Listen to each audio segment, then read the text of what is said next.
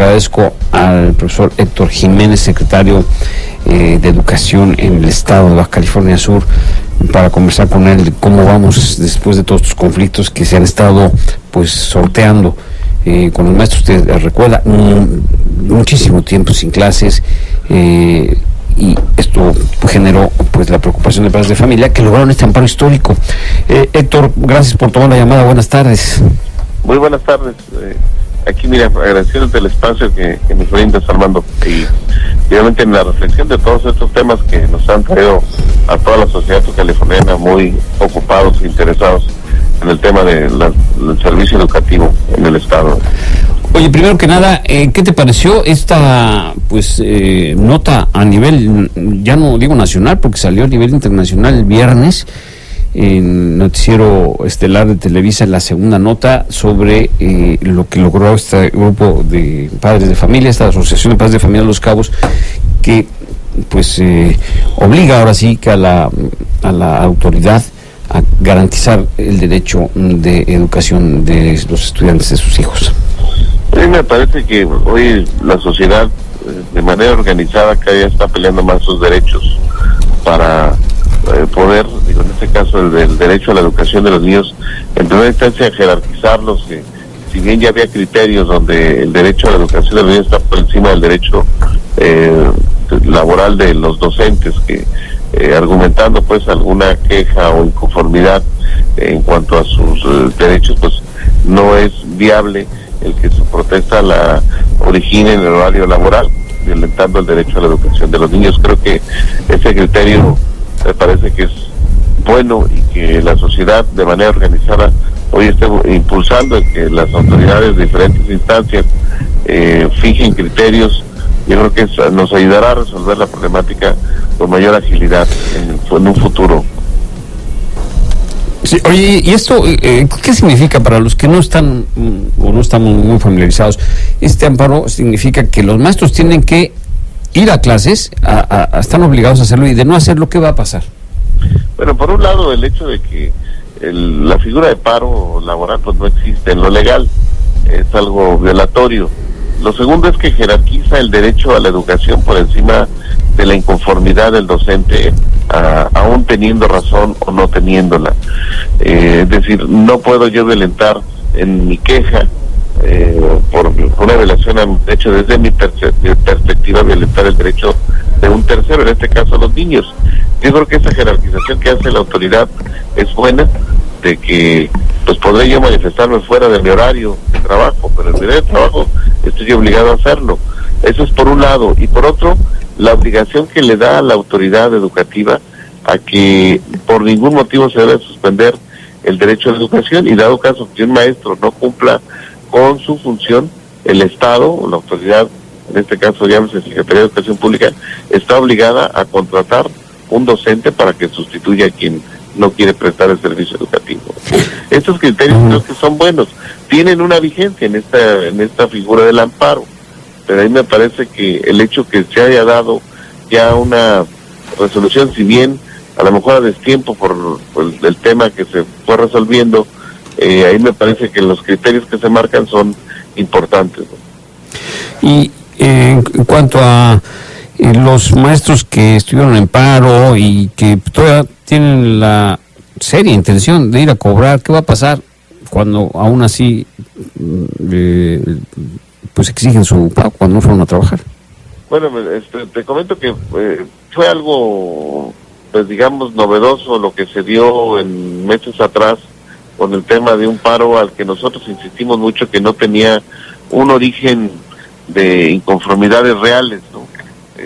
Probamos desde un inicio del movimiento que había muchos conceptos que estaban reclamando que ya los habíamos pagado, y no porque al Estado le sobrara el dinero, sino porque era un acuerdo con la Federación que en esta centralización de la nómina fuéramos pagando adeudos para que la Federación se llevara una nómina centralizada sin deuda.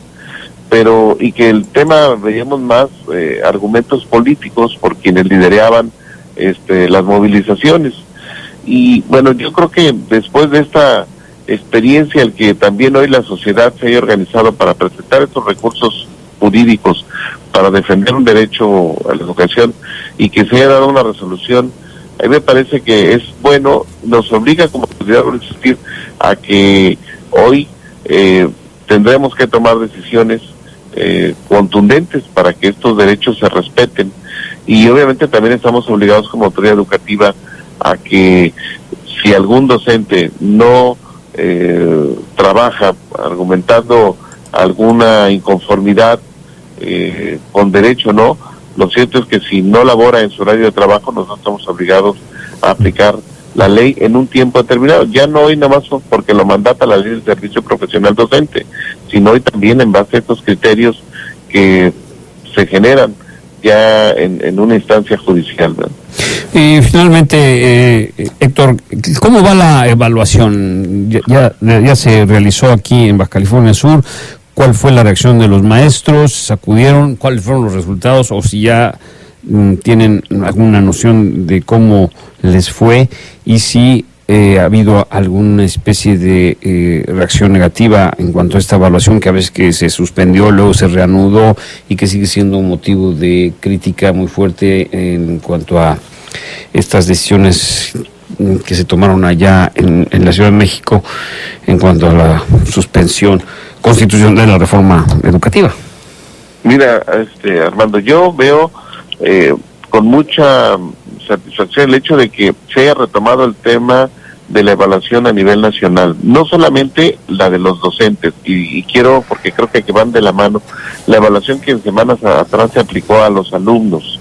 A ellos, no se les dio ni siquiera la oportunidad de que se manifestaran si estaban de acuerdo o no. Después de que durante muchas décadas en México no hubo una evaluación del sistema educativo, que después llegó la prueba enlace, durante una década nos permitió contar con información veraz para poder darle orientación a nuestro trabajo en el servicio educativo, y después de la decisión del gobierno federal de cancelar la prueba enlace, no traíamos herramientas de evaluación que nos permitan medir y auditar nuestro sistema educativo.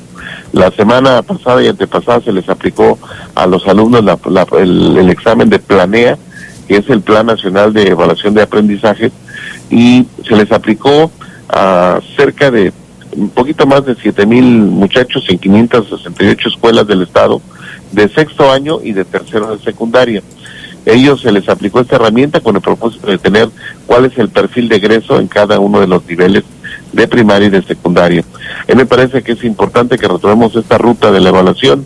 Y bueno, ahora, esta evaluación que se aplicó este fin de semana a docentes porque concursaron para una promoción, para una función directiva, creo que nos permitirá también tener elementos de cuáles son los perfiles ahorita de desempeño de nuestros docentes. Afortunadamente la jornada, a diferencia de otras entidades, aquí en Baja California Sur fue muy tranquila, sin ningún incidente grave.